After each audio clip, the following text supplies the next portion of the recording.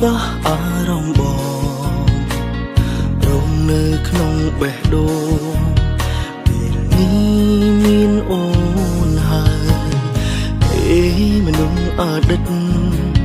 អូនវិញទេជាមនុស្សចុងក្រោយ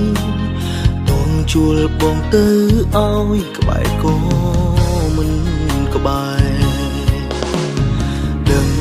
អូនខឹងព្រោះស្រឡាញ់ខ្លាចបងលួចពាក់ព័ន្ធបងកាត់ស្នេហ៍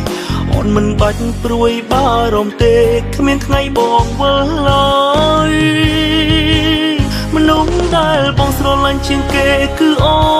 នហើយបែងដងបិទក្នុងប្រអប់ចុងក្រោយ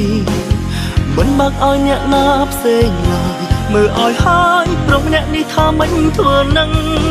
មនុស្សដែលបងចង់ក្បែរបំផុតគឺអូនកុំមានខ្លួនគិតតែម្នាក់ឯងហើយខឹង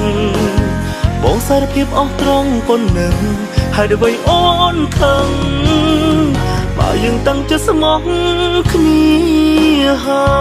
យ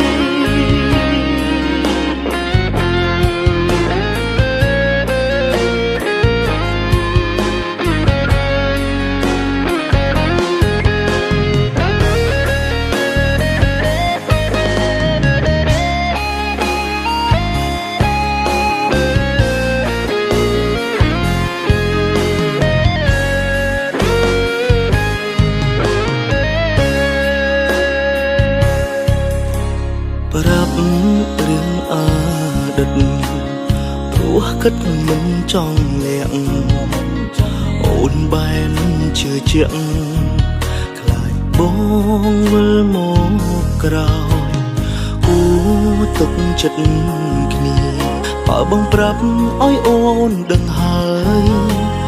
មិនគួរអន់ចិត្តឡើយគួរតែញញឹម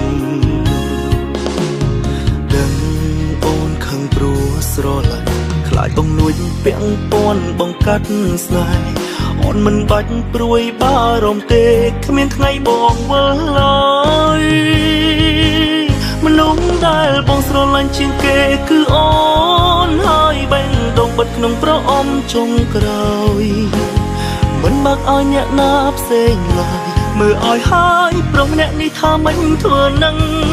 មនុស្សដែលបងចង់ក្បែរបំផុតគឺអូនកុំមានខ្លួនគិតតែម្នាក់ឯងហើយខឹងបងសារភាពអស់ត្រង់ប៉ុណ្ណឹងហើយដើម្បីអូនខឹងបើយើងតាំងចិត្តស្មោះ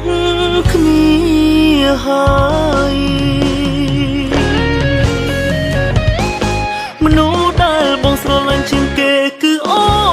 នហើយបែរដងបិទក្នុងប្រអប់ចុងក្រោយ